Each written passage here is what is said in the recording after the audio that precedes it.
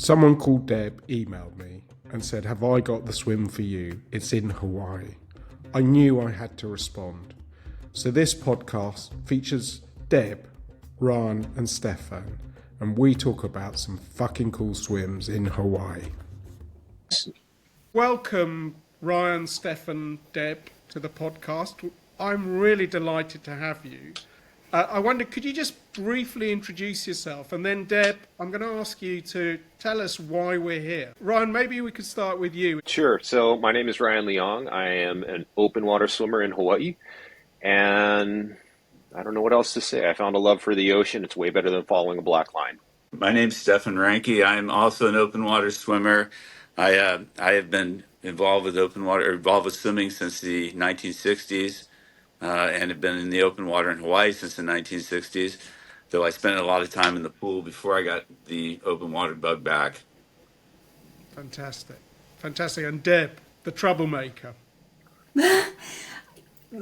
Guilty. So, hi, my name is Deb. Thanks for having me. I had just started listening to your podcast on my way to Hawaii, actually.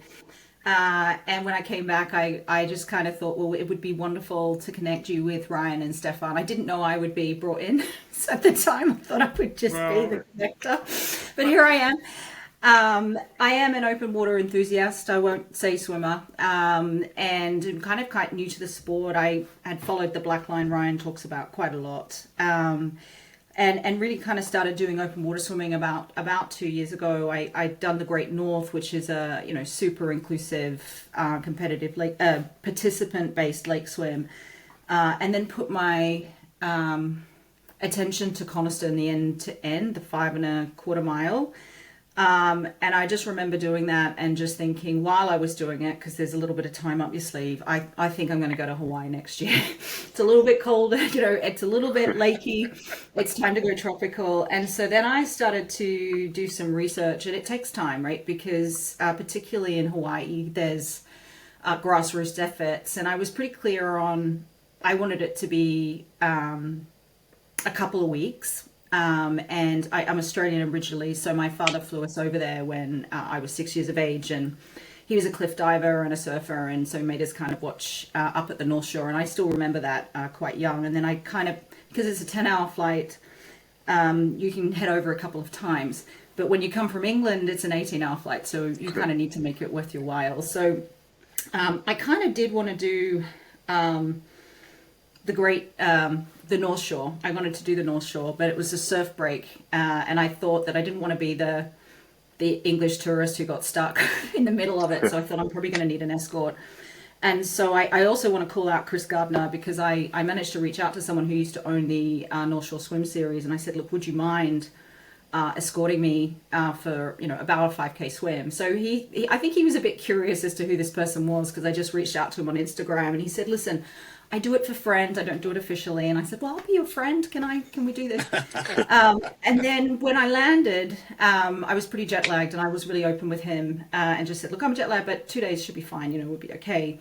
And he said, do you mind if my friend Stefan comes along? And I said, no, please. In fact, that'd be great. So Stefan comes along, and then I have to look up Stefan, because obviously I'm married, so there's a conversation around, well, who are you swimming with? And I'm like, oh God, he's a Hawaii Hall of Fame. This works out well. And then Stefan just started, I would say just really helping me down the ocean, navigate the currents, because you don't get as much experience over here. And then I mentioned that I was doing the Waikiki Double Rough Water Swim, which was coming in a couple of weeks. And so by then I already knew Stefan, who had been the race organizer for a little while. And then when Ryan and I were in touch about the Double Rough Water Swim, he was like, hey, did you swim with Stefan a couple of weeks ago? And I was like, yeah, I did. So I've had, I think in a long story short, I've had a lot of aloha while being there. I did the 5.5K, just an escorted swim with Stefan and Chris, which was just magical. The difference with Hawaiian water is obviously it's warmer, but the tropical nature of it, the mana or the spirit in it is unbelievable to swim in. And there's just so much to see. So your senses are just absolutely immersed. I then flew to the Big Island to do the Blue Kikio swim. I was quite lucky because it was a week later than what it normally is. And that was a 1.9K swim just around the bay. And, there was an elder there who blew a conchial shell and, blessed the land. And so that was just an incredible swim. And then I finished with the double rough water swim, which is when I officially met Ryan. And that was probably one of the most wonderful but challenging swims I've ever done, because I don't have a lot of experience navigating currents. And so I wrote to Ryan to say, look, have you got any advice on this? Because it's quite a hard one to cite because the boys are 3 Ks apart. And he just said, trust your navigator, because you have a kayak to go with you and you become, part of the team. And he just gave me some really good advice to work on. And so I'd kind of been flying back from Hawaii listening to your podcast, and I said, I really think you should connect with Stefan and Ryan, because just the experiences that I had from start to finish. Stefan and Chris even dropped me a note after the Blue Kiki, the middle one, to just say, hey, great time and stuff. So the community and the aloha was just fantastic. So that's a long-winded way to introduce it's absolutely. I really get that sense of kind of excitement and awe that you had from swimming in Hawaii. And I mean, for me, it's really lovely. So, I've talked on the podcast about the fact that I lived in Fiji when I was growing up. So I get what swimming in tropical waters is like. I mean, I'm off to Timor-Leste in 2 days' time. So I'm off back to the tropics to do a bit of swimming as well. So, I really get it. But so I love the idea of kind of actually hearing more about swimming in Hawaii. So thank you so much for reaching out. And Ryan, Stefan, I don't know really where to start, but maybe we should start with a rough water swim. What's that all about, Ryan? And in terms of an event and what people would expect, and maybe let's then open it up to some of the experiences you've both had in terms of swimming in Hawaii as well. Sure. Well, the Waikiki Rough Water Swim probably became most famous when it was introduced as part of the original Ironman, and that kind of exposed the swim beyond just swimmers and kind of made it more famous or infamous depending on how you want to look at it. And it really throughout the years, I think correct me if I'm wrong, Stefan, but it's the longest running open water swim race in the world, right? Well, you are wrong actually, but that's not a Okay. I surprise. normally am, but am I close? You are close, yeah. I think the La Okay. Jolla swim, which the rough water was modeled after, has been going longer than our swim. Okay. Okay, so we're close, and maybe we're second, third, something like that. But it's a 2.4-mile course. It starts out at Kaimana Beach on the South Shore, on the far end of Waikiki, and you swim basically you swim out around a buoy, and you head all the way across Waikiki, and then you make a right-hand turn and head in at the Hilton Hawaiian Village. So it's an iconic 2.4-mile swim, beautiful waters, usually held on Labor Day. Weather and critters permitting, but it's on, we try to hold it on Labor Day every year. And it's a great swim. It's internationally renowned. We get swimmers from all over the world, Olympians to first timers. We even have a swim division. And it's just a really cool swim, great experience, and a way to connect with open water swimmers from all over the world. So that's a bit about the Waikiki Rough Water Swim. Stefan was the previous race director. He then retired from work and then decided to retire from life, apparently. So he gave that up to one of our other friends, and although he's still involved in it. So, Stefan, you want to add anything about the Waikiki Rough Water? Only that it's a really inclusive swim in the sense that we have a real liberal cutoff time for the rough water. We go in waves. Ryan said I think he said we had a swim division, but I think what he meant to say is we have a fin division that we added to allow more people to participate in the event. It has just under 1,000 people. And it's a joy to put on. It's a community event. It's a community swim, and I've always viewed it as a legacy swim.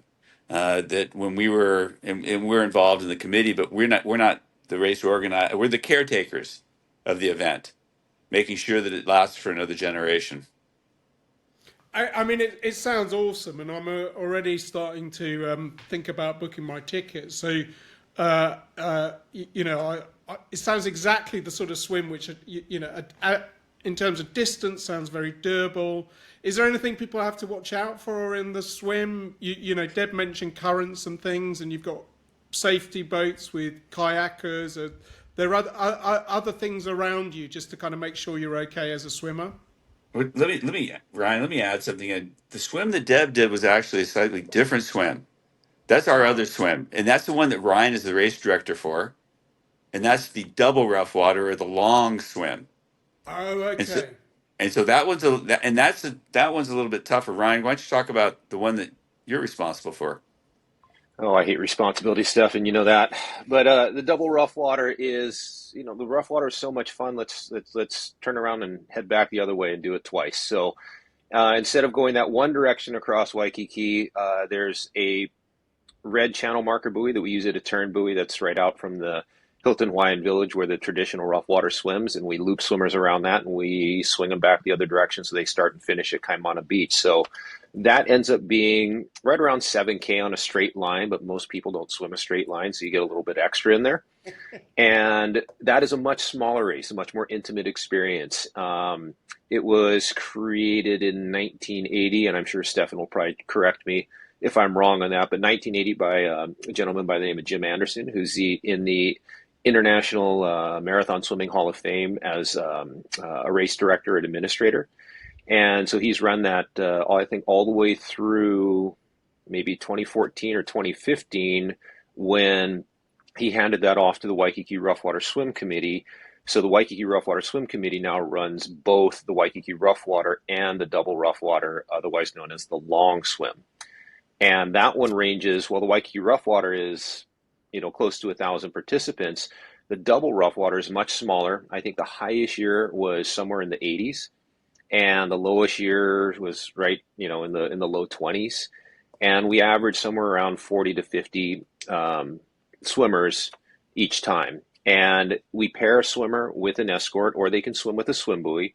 But we recommend having an escort on it. And then when we do awards and everything else, we award them as a team because it's a team effort to get down there and back. The swimmer's doing the swimming, but the escort is a critical part of the whole team as far as choosing the right course, reading the currents, putting the swimmer on the right line. So we have a really good time with that. And being such a small group, it's like I said, it's very intimate. And then we celebrate usually having a really nice brunch at the outrigger afterwards with awards. So it's a very different experience in the Waikiki Rough Water, but just as good. So if I wanted to enter the double rough, is that sort of just online and, can Yep. I? Okay. We call it an invitational. And basically we want to make sure that it is swimming has exploded recently, and especially open water swimming. So there are way more people now who have the ability to do this, but we just wanted to make sure that it wasn't the random weekend warrior who decided, oh, this looks like a fun swim, I'm going to jump in. I swum a couple of K in the pool once or twice. And so we just want to make sure that we have an understanding of who's coming to do the swim. But pretty much if you have done any type of open water swimming and you understand what the course is, the distance and the potential risks are, and you have an escort, then it's doable. And we try to accept basically as many people as we can because we don't have a ton that are applying for it. But those that want to do it are welcome.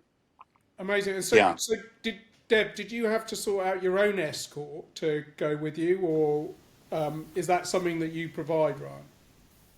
So if for our international swimmers, and we give priority to our international swimmers, but we work with a great kayak club, and they help put safety boats out on the course for the Waikiki Rough Water. And then we also partner with them to pair them with individual swimmers for the double rough water. And again, they get all the perks of racing in that they get a t-shirt, they get awards, they get the brunch, they get the partnership, and they're part of the race. So they partner with us every year, and we're able to provide escorts for anyone who needs it. I mean, it's really interesting because I there's another podcast about another swim I've done called the Silly Swim. So if you ever end up in this part of the world, then please come in September and come and do the Silly Swim. It's a bit colder than Hawaii, but I was listening to that one actually, and that I actually had to look up where it was, everything else, and I'm not much of a cold water swimmer. You guys are much tougher than I am. I'm fragile. but is it? But an essential part of that is having the kayakers with you, and you develop this bond with the kayakers support team. So I Yep. kind of really get the point. But Actually, the thought of it is cold water. The thought of coming and doing a swim like that with an escort in tropical waters does sound very, very appealing to me, I have to say. Well, if you're ever able to make it out there, you're going to be welcome. But Stefan has something to say. I can hear him back there. Yeah, one of the things I was going to say is it's interesting you talk about the contrast in water temperatures. We periodically get people that think it's too warm to swim Right. in Hawaii, that they have a hard time. We've had some people that have come to do the Kaiwi Channel that have had problems with the warmth of the water because they're used to swimming in cold water. In fact, we had a group 2 years ago that we swam with this thing called Epic Swim, and we had constant complaints about the water temperature being too warm. Remember that, Ryan? Muy caliente. Muy caliente. But, but Muy Barbara caliente. Hernandez. I Yep. presume these people aren't coming and swimming in wetsuits. They're going skins, and it's too Hmm. warm for wetsuits, isn't it? Because Yep. We had two swimmers that were absolutely fabulous open ice swimmers. Barbara Hernandez, who just got into the Hall of Fame, and a woman called the Smiling Penguin, Marianne Marion. Joffrey out of France, and they both swam really really well, but they both noticed the water temperature. Oh, they were absolutely overheating, and I was on the opposite end of the spectrum. I was freezing. So yeah, like I said, I'm fragile. Those you guys are all much tougher than I am. well, I mean, I have to say, my body likes the warm water swimming. I mean, if I do go cold water, I mean, I'd love to do more cold water swimming. So, Deb talks about swimming in Coniston, which is one of the lakes in the UK, which, is beautiful. But, I can imagine you'd be in that lake for quite some time. And I don't know, Deb, do you swim without a wetsuit or? Well, I swam that one in skins, and it was cold. It was about 13 in skins, Oof. and yeah, it was a thing. But I try and swim outdoors as much as I can, even when it's cold. At the moment, heated Lido, I'll be honest, but I will get into the lake April-ish. I'm not in the winter. We've got some lakes open now that are open with a shorter course. At the moment, I'm probably swimming in about 18 degrees outdoors, and then obviously whatever the outdoor temperature is. Just because the open water is just so much, or outdoors is just so much more important for me. But yeah, Coniston, you can get, but that's the risk you take with the Lake District, because one day it can be really warm and one day it can be really cold. Like I did the 5K, the Lake District in the Great North last year, and it was really choppy. So I was actually really thankful for that choppy water training, because it was harder to, I had to kind of put a list together of everything I knew I had to assimilate as much as possible for Hawaii, which was, okay, I just won't be able to navigate the Hawaii currents for the double rough water swim. So I'm going to have to really think about, what choppy water can I get into? How do I get a little bit uncomfortable? I did a little bit of training for weights and stuff, and then tried to get there early, 3 weeks early, just to try and get my head around the water a little bit and just swim as much as I could. And that was not, actually the hardest thing was tapering, because I just wanted to be in the water so much. So I think that was a really good thing. But yeah, I think I'll be back for the Great North next year, and that's 8th of June. So you never know how that's going to be. No. I mean, Yeah. I mean, cold and water's a Ryan, thing. these are they're long swims in quite cold water. I mean, tell us about sort of, I guess, just generally swimming in Hawaii as well. So, what is it like? I mean, you've got very clear water. I mean, it sounds like there's currents. I mean, the water temperature is what, 28, 29 degrees, I would guess. I mean, do you have lots of winds? Are there things that you kind of need to be really aware of? Well, yes, there are definitely, and you have to understand that I've got a lot of experience swimming in Hawaii waters, but I have very little experience swimming in other waters. I've done some other races, through different events like triathlons and so forth when I was doing those kind of things, but they weren't really true open water experiences. So my experience is with Hawaii, and I've learned from swimming with people from around the world that my experience with open water swimming oftentimes is very different than swimming in other parts of the world.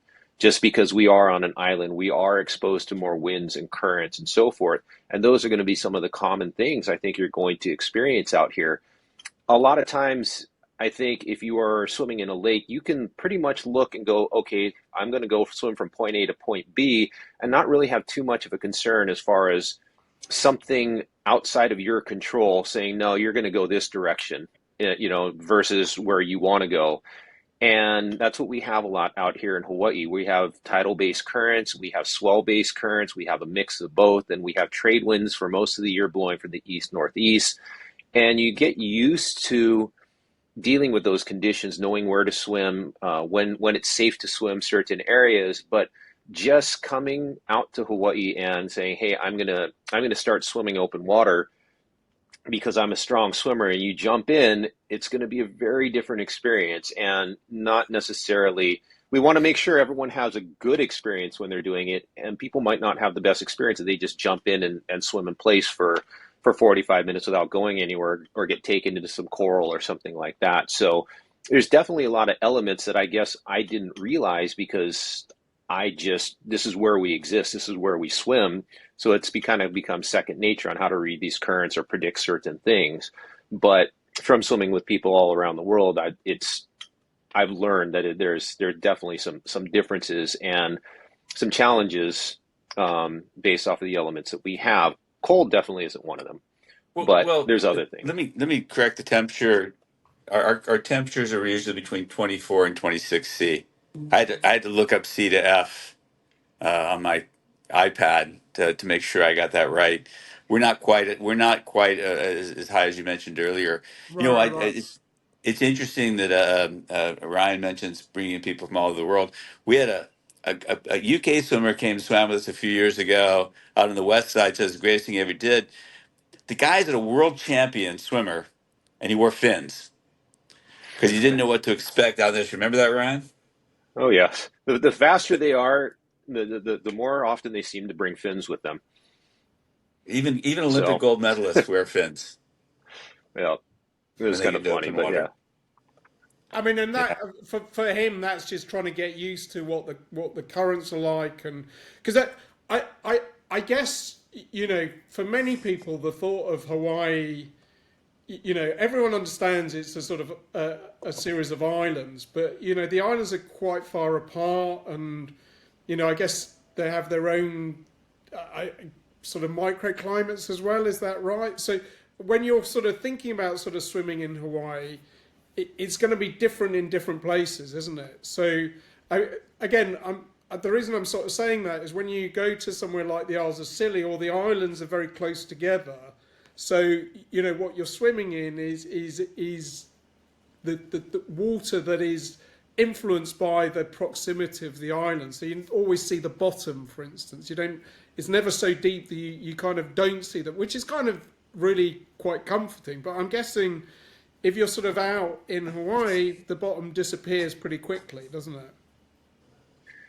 It does, but it depends, like you said, from island to island. Certain islands have much more of a shelf leading up to it, so you get to see the bottom quite a bit more as you're swimming along the perimeter of it, or even out a distance.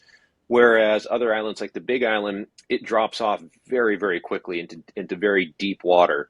So, and then and it also depends what type of swims you're doing, whether it's a perimeter swim or you're actually trying to cross channels between the different islands. Um, So, you'll get a lot of variation. so tell me about some of those swims as well. So are there swims between the islands that you can do? Pretty much all the islands have been swum between from whatever island you've seen. There's somebody that's swum between whatever island you're looking at and the other island, except for from Oahu to the island of Kauai. Kauai's only been swum from Oahu to Kauai once, and that was by a relay team. There's been a few people that have tried it individually, but they've gotten really, really stung up by jellyfish, and only one relay team has made that. But all the other ones have been done individually. And we've got a lot of channels that range in that 13 to 15K, so they're very swimmable and very approachable when you think about it.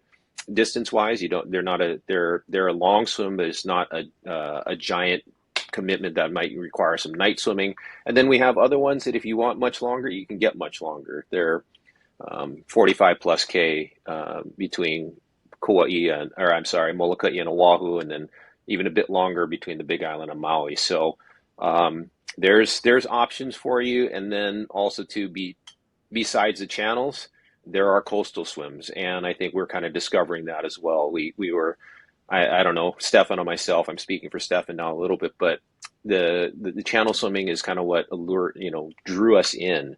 That challenge of swimming between two different land masses was really cool and very, very, very. It's a neat place to be in the middle of a channel. And Deb mentioned the mana and the feel of the water, and each one of those channels has a different feel and a different source of mana to it when you're swimming them. And so the waters feel different between those. So we were drawn by that, but then recently we've been expanding to just within our own, on our own island of Oahu and some of these other islands, there's these amazing coastal swims that you can do that, from point A to point B that are just incredible. Landscape wise, you're breathing to one side, you can see the island passing by with waterfalls and that kind of thing, underwater topography. And it's fantastic swimming, but it doesn't have that, I don't know. There's a different feel from finishing a channel versus swimming along a coastline. So you can get satisfaction from both of those. Are both incredible experiences, but they're just different. So we're starting to explore more of the coastline swims. Hey, Stefan, you got anything to add to that? Yeah, it's interesting because coastline swims are it can be a little bit more scenic. Hmm. Most times, but most of the channels, you get in the middle of the channels, you just simply don't see much. I mean, occasionally, one time Ryan and I saw a big ray between Lanai and Maui, and we've seen some sharks between Lanai and Maui, but you don't see much, even of those. Even in the Kaiwi Channel doesn't have much. That's the Molokai to Oahu. But I'll tell you what did. During COVID, we swam between Kauai and Niihau. And it's not that long of a swim. It's about 30K, Ryan, 32K, something like that, 34. But it was the most lively channel, lively body of water I've ever been in. We saw everything. Sharks, So lots of it sounds sharks. magical. So when you say everything, I mean that includes sort of big sharks and whales and We did We not get did, whales that day because that was in the summer months that we were doing it. It was a little bit before the whales. Whale season is for us is usually maybe November through March. So for us, the winter months through there, you get the humpback whales. But I think lots of stinging critters, dolphins. We had pods of dolphins around us, so we didn't see those. I think we saw some flashes of ahi or tuna come by. Saw a hammerhead shark near the end, a big hammerhead, and then wow. one that followed us for eight plus hours. I know Stefan likes to say 7 because he just wants to contradict me or correct me, but um, time passes differently for each person. But we had a full grown silky shark follow us for 7 to 8 hours, like a puppy dog, hung out with us, swam maybe 5 feet to the side of us, 10 feet below us, depending on just where it wanted to be, and it just hung out with us the entire swim until we got closer to Niihau, and then it kind of peeled off. But it was an incredible experience. No matter where we were in that swim, we looked down into the side, and the shark was just hanging out.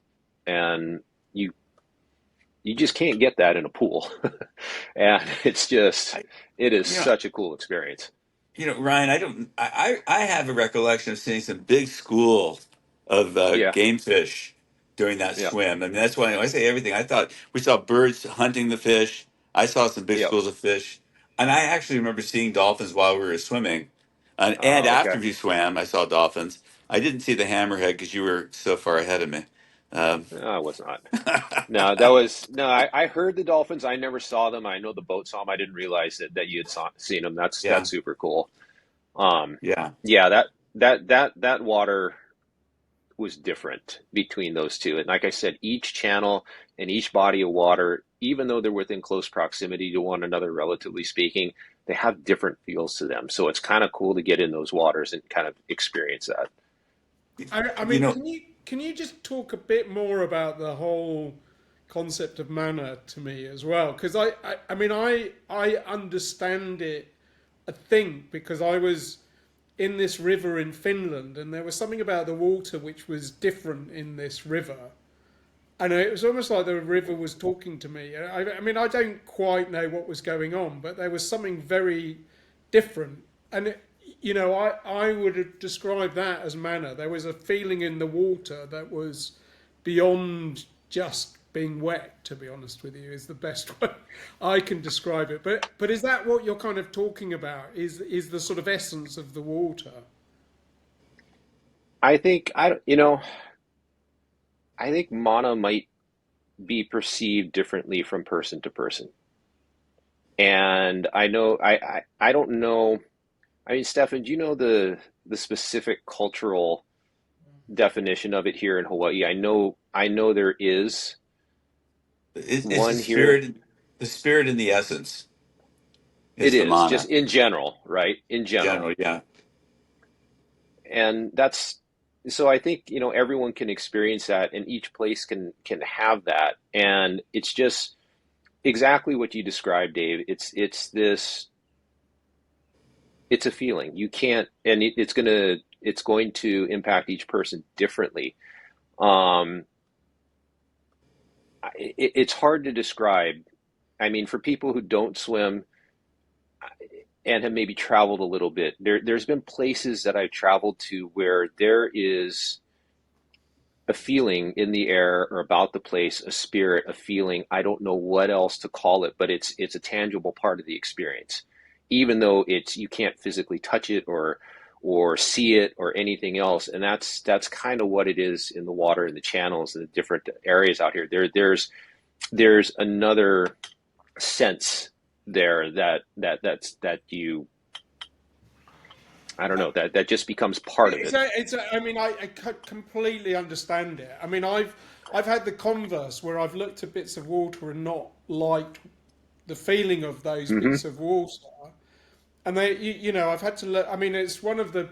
I'm a clean water campaigner here in the UK because we treat our waterways terribly. And I don't want to kind of go into that, but I've stopped swimming in my local river because I ended up feeling it just it was disrespectful to it because it's we're not treating it well, but there's something not right with it. I don't. Hmm. Whereas so I kind of completely get on the other side. Then you see these fantastic ocean stretches, and they all have a slightly different feel to them. So, yeah, I was kind of keen because that whole concept of mana.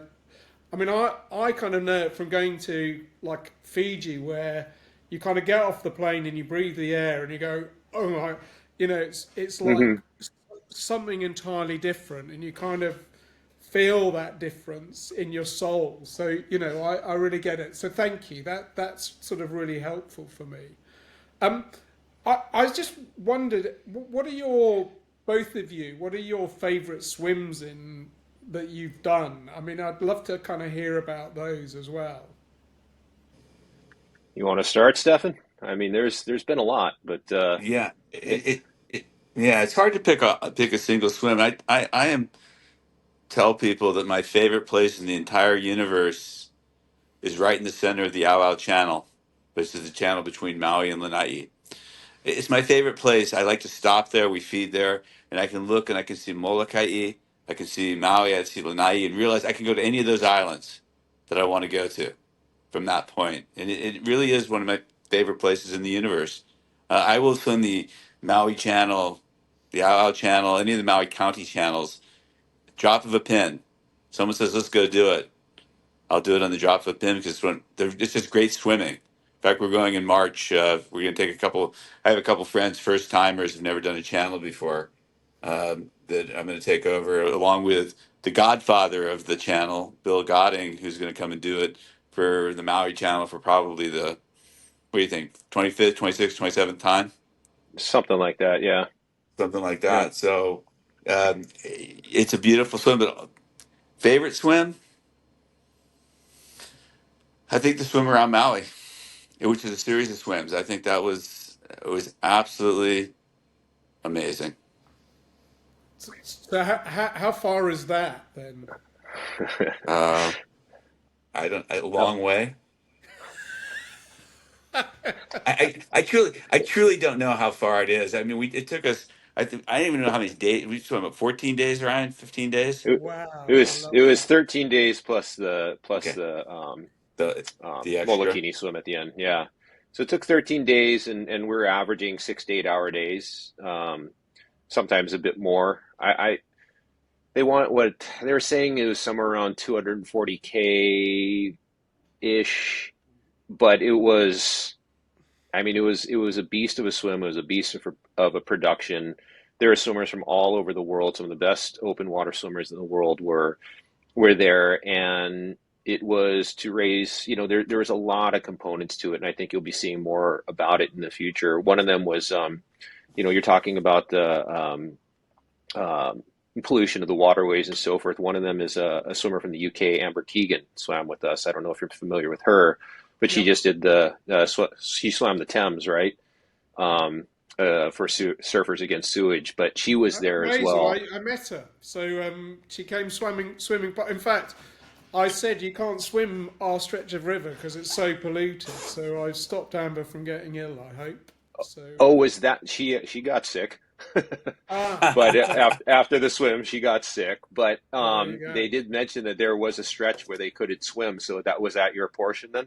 That was my portion. And I was like, it's Wow. too polluted. You can't swim. So there you go. Oh, that's a shame. Yeah, but I mean, yeah. So those are some of the swimmers that were out of Maui, and we had this amazing experience as we traversed all the waters of the island, and each bit had a different feel to it, and the different challenges and different components to it, and that, along with this group of international swimmers that were there for a number of various different reasons, was just an incredible experience.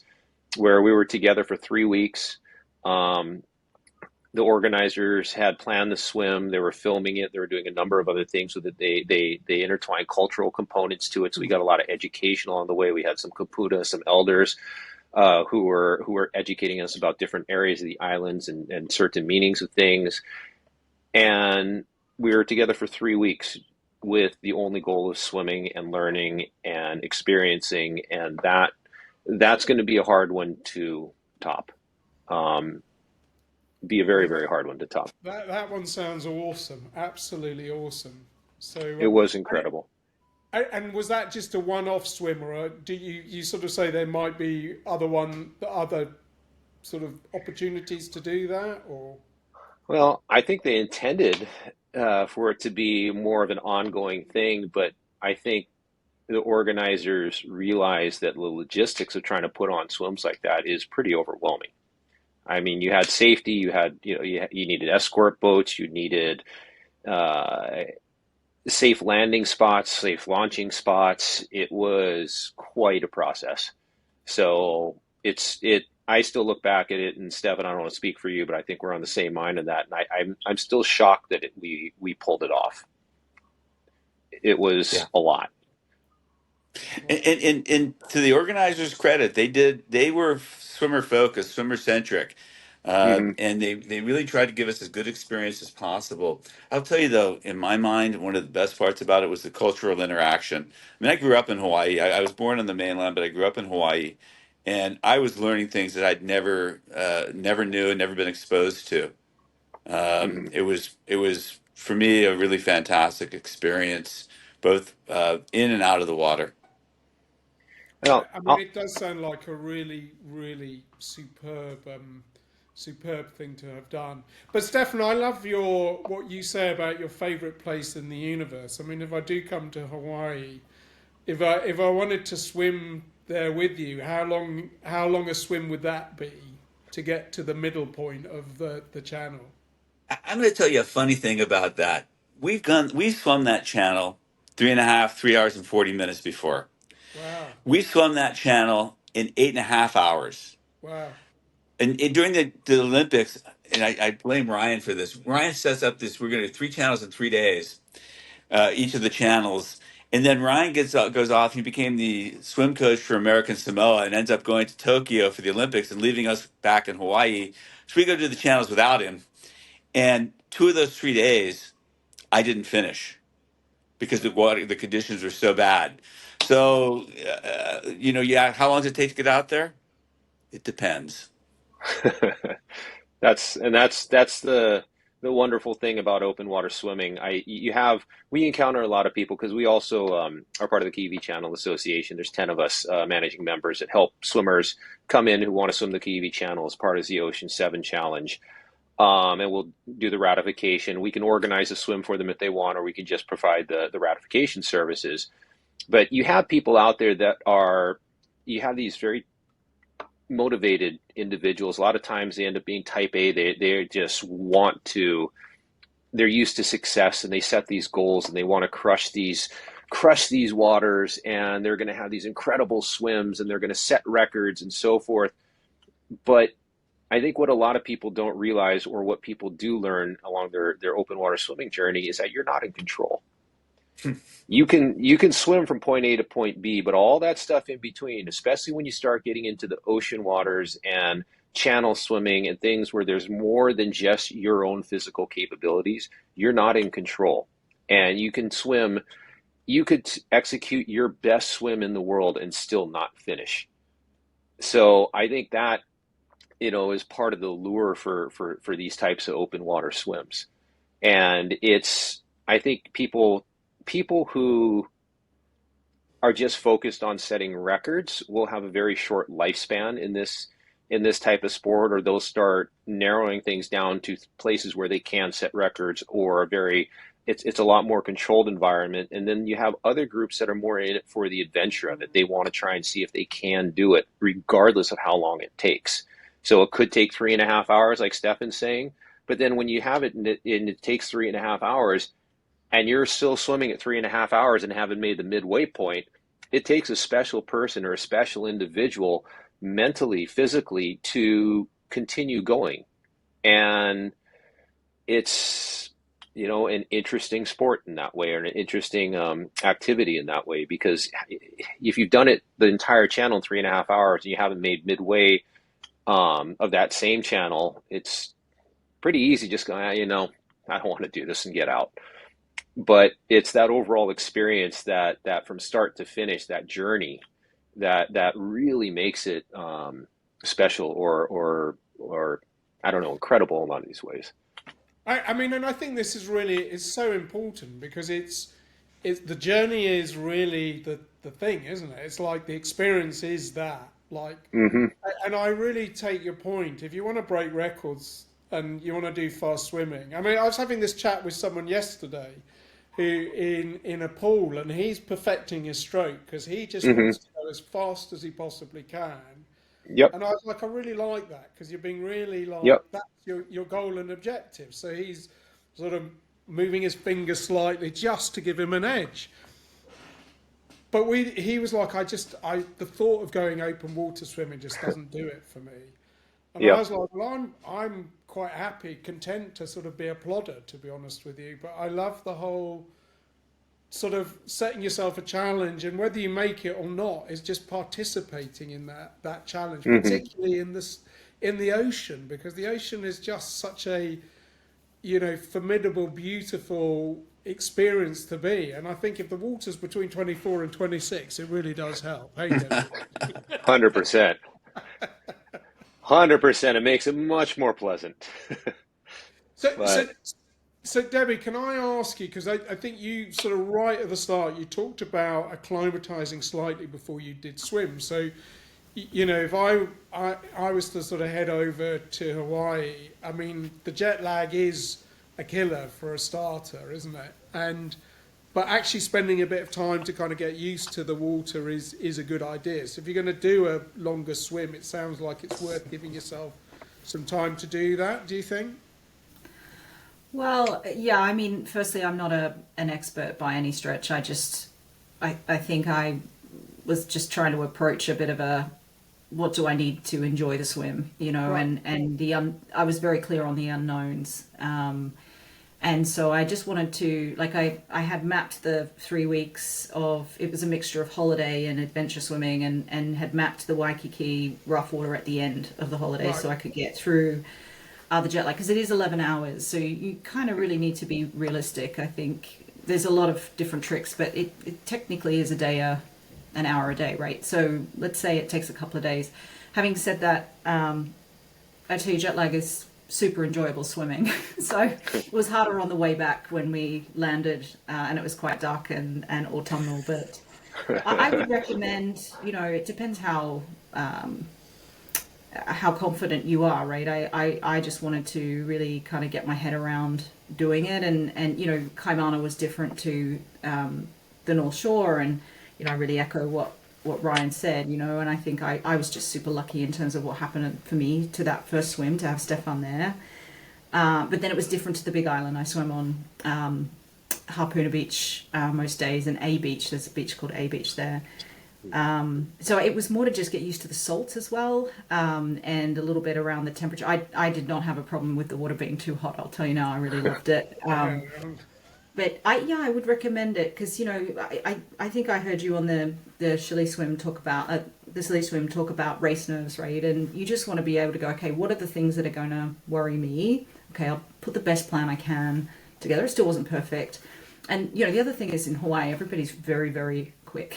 They're all experienced, and so you just have to be. I was just really open with everybody about the experience I'd had and stuff, and I think with that it just sets you up for the best success possible. There's still all the unknowns you have, but I'd worked through as many as I felt I could, and it just ended up being more than the double rough water was for sure the crown of what I was trying to train for, but I just had all these extra experiences, and I'm just so pleased that Ryan and Stefan could talk to that today, because they've just done so many incredible swims around Hawaii, and that's what I learned when I came back. I had that swim in mind, but I just learned how many more swims you could have there. So I would, if you can tackle more just in terms of experience, because you can really just jump in anywhere. That was just such a great part of it. Okay, I mean, it sounds like you will be going back at some point. Never say never, that's for sure. Absolutely loved it. She's already booked her ticket. I can see that. But she hasn't told her husband. So Yeah. Deb, you just double that double rough water, and you got one of the Maui channels right there. So, I mean, you're just right on the cusp. You're in that sweet spot that Stefan was talking about, 7K in right in the middle of the Ala channel. We got you there, then you just got to swim to the other side. So, just, let us know when you're ready. We'll help you make it happen. And by the way, your husband looked like he was having a great time running in Hawaii while you were in the water swimming. Yeah, I think he might have mentioned you should swim more so he had more time to run, but no. But you're both great salespeople. Thank you. But Ryan, Stefan, I mean, it sounds like there is a really great community. So, Deb did her homework, it sounds like, but came across some good people. But it sounds like you're very welcoming of swimmers coming to Hawaii to enjoy the experience. We love to share our waters. I mean, we know we have something special here, and we love to share them. And so, Stefan, go ahead. Well, I was going to say, it's not just us. There's a lot of people besides us that do the same. The Waikiki Swim Club, if visitors are coming to town, they fill out a form, they send it to Waikiki Swim Club, and they try and hook them up with people that are like swimmers, because not all swimmers can swim together. I mean, pods form in any group, and so we have more than just our friends, but our close friends, our ohana of swimmers. But there's other groups that are equally welcoming to guests to come and enjoy the waters. Would you agree with that, Ryan?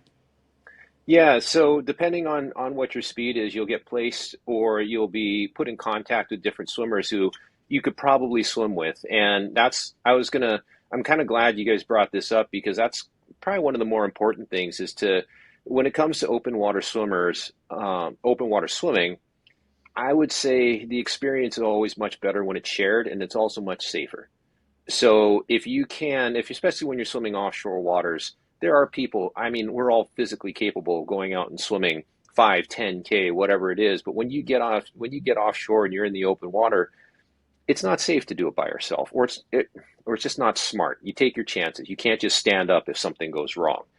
So finding that group is super important for safety wise, but then also too, what I was mentioning is that those shared experiences, 100%. yeah, you talked to a bit about it in the silly swim and everything else. It's like you tend to bond the people I think that you quote unquote suffer with, right? Yeah. It's and suffering. I use that term lightly because you don't always it doesn't always have to be fun to have fun. Yeah. It's the overall result and that experience that is the fun part of it. And so when you find the right group of people and they're like-minded, they have maybe a similar swim speed, all of a sudden the opportunities just expand as to the types of things that you can do. And we're fortunate, Stefan and myself, we've got this great group of swimmers that are all very similar speed. They all like to explore.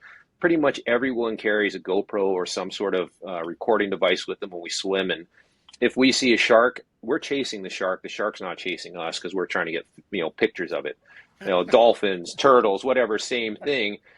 But then we've had these incredible experiences where, as a group, one of the women we swim with, Deb Ryan, she planned for her birthday. She wanted to swim the Nepali coast on Kauai, which is a popular hiking trail from Hanalei in Kauai to why am I blanking now on the other side, the beach that we Holy finished at. moly. But anyway, Polihale. Yeah, so that beach on that other side, and it's about a 30K swim. And so she planned it out, and I think there was about 10 of us, and we started one direction. We swam that whole distance in one day, and we got out, we explored this coastline, which has no residents, no people living there. It's a popular hiking area. We got out and explored and just had this incredible experience together as a group. And then recently, I went with another group. Stefan decided to swim in some lakes instead and didn't join me. But we went and we circumnavigated Rarotonga in the Cook Islands in a day. And it was, again, it's the group that enables those types of experiences and those types of adventures. So for anyone getting into open water swimming, my recommendation is to find some people that are like-minded and that are going to help enable you to kind of pursue that passion. I mean, it makes the biggest difference in the world, and it's probably the reason why I'm still doing it. If it was just me and myself just swimming back and forth across the channel, I don't know how much fun that would have been. But sharing that experience with people, it's a completely different story. Yeah. No question. I just want to echo. I want to highlight one thing. It was brought up much earlier. We nearly really touched on it, and that is you talked about the risks involved with swimming, and Mm. Ryan just mentioned not swimming alone. You know, I can't say it enough. I want to encourage people always swim with somebody when you're offshore. If you're on a shoreline, maybe not as necessary, but you really want to be with a partner whenever you're swimming in Hawaii or any place really, but particularly Hawaii. You've got to make sure you use sunscreen in Hawaii, particularly if you're coming from the UK where the sun only sees your body part of the year. You're going to burn, and there's nothing worse than having a sunburn for the rest of your vacation. So liberal application of sun cream, chafing. People that swim in lakes don't realize how badly you chafe in salt water, and so you need to use some kind of Vaseline or some kind of a body glide, or we use some anti-friction stuff that's from Gold Bond that is necessary to make your life better. You got to be mindful of jellyfish, and in Hawaii we know that once a month the jellyfish show up for about 5 to 7 days. Those are just days you don't swim in the Right. ocean because you don't want to. Box jellyfish, they win. I promise you. Yeah. I've been hit by them. They win. You have to be mindful of other sea life, sea urchins, eels. They can be nasty. Eels are kind of fun to poke at. Ryan likes to stick his camera right in their face. Uh, Sharks are out there, and we don't. I don't view sharks necessarily as being dangerous. That said, some people are concerned about them, and occasionally they do have interactions with unpleasant interactions with humans. But the most important thing that I think, and the reason you want to swim with a friend, the worst thing out there is people. Yeah. Boats with motors, foilers that are going fast and not necessarily seeing swimmers. Even sometimes kayaks and outriggers can be pretty big. They don't always see you either. So you need to be mindful of your surroundings always when you're in the ocean, and that's easier with a group of people. Ryan, anything to add to me? No, I think you hit that spot on. And that safety component is huge. Offshore waters especially. Um, yeah, I mean I don't want to beat that up too much, but it's it's important to have a group for a number of reasons, but I think, the safety is one part of it. The overall experience is the other. So yeah, we hit upon that, but I think for both those reasons, it's good to have a group. Yeah. No, I mean, and thank you, because I think it's really good just to kind of reinforce that advice. Because at the end of the day, this is about having great experiences and having fun and being very sensible about the whole thing. I mean, I've got my swim buddy Giles, who I swim with, and we still laugh about the things we've got up to years later. And I mean, it sounds like Ryan, Stefan, that you could probably spend many evenings in the pubs talking about the swims that you've done together and having a great time. And I think that's so much a part of it. And I think this is great for me, because here am I sat in a very dark UK talking to you on the other side of the world about swimming, and we've got something which is in common for us both, or all of us, sorry, which is our kind of love of water. So I think it's fantastic. And I was so grateful for Deb reaching out, because my heart really is in the South Pacific, and actually I've sort of seen that there's the Samoan swim series. You talk about swimming around the Cook Islands. There's a whole wealth of swimming in the South Pacific, which I'm intending to kind of try and talk to everybody about it, because I think it kind of is more evidence of how popular open water swimming is, but also I think it sounds like you're people who are really mindful of what's going on in the ocean as well. So we're there to kind of make sure, I think, that the swims carry on as long as they possibly can, by kind of looking after the sea as well, if we can. 100%. I think, if you are in the water all the time and you love that place and that's a special place for you, you're in the ocean, you're naturally going to want to protect it. So the more people that we involve in this sport and get in the ocean and show them what the ocean has to offer, there's millions of pool swimmers worldwide. There's, relatively speaking, the ocean swimming population is much smaller. And I would love to encourage more of the people that from the pool to expand a little bit their horizons. Maybe once their competitive pool swimming is done, they can come and experience open water. Because, like I said, the more you connect with the water, the more you connect with the ocean, the more you're going to be apt to protecting it and taking care of it, so that it is there for not only yourself but future generations to come. Fantastic. Fantastic. Well, listen, thank you so much for joining. I mean, I'm really smitten by the idea. Next year, I think I'm off to Tonga, so maybe Oh, nice. 2027, I can come and do the double rough. I mean, that sounds like a real opportunity to do something very different. But I mean, I'd love to, like Deb, spend a bit more time and do some of the other swims that you've talked about. I mean, it's really kind of got me sort of wanting to come. So thank you so much. Regardless of the timing, if you show up here, we'll find some swims for you. So Amazing. if it works out to be the double rough, great. If not, there's a whole world out there, and we can put you in the water at the right places. And I'd also encourage other people to as well. Kind of, Deb was really smart in the way she approached this, and she was very respectful of the situation. She wasn't just going to go out there, I can swim, I'm going to smash it. She learned about it, and she was smart about it, and she connected with people, and as a result, she had a great experience. And that's what we really want to promote. So if there are people out there that want to come to Hawaii and want to do some open water swims, they don't necessarily have to be channels, they don't necessarily have to be races, but reach out to organizations like the Waikiki Swim Club.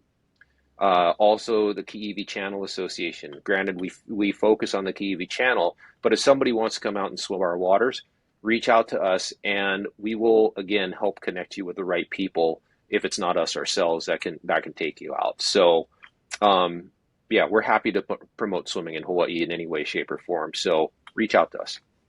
Amazing. Amazing. Well, thank you so much. And Stefan, wonderful to meet you as well, and hear about sort of some of the cool swims that you enjoy doing. Thank you for having us. And like I said, or like Ryan said, rather, I always think when Ryan's speaking, it's me speaking. But like Ryan said, we really like to have people join us. We really want the doors to be open. And if we aren't able to set you up, we are able to swim with you, rather, we're able to set you up with the right people to swim with. Amazing. And Deb, thank you so much for reaching out. I mean, I can feel you fizzing about your time in Hawaii still. So I think that says it all, basically. It's just a Oh, that's short not 18 hours, Deb. It's just a short 18 hours. I agree. We shouldn't let that get in the way. I need Absolutely a not. T-shirt saying "Be more Deb." So Yeah, absolutely. fantastic. Thank you.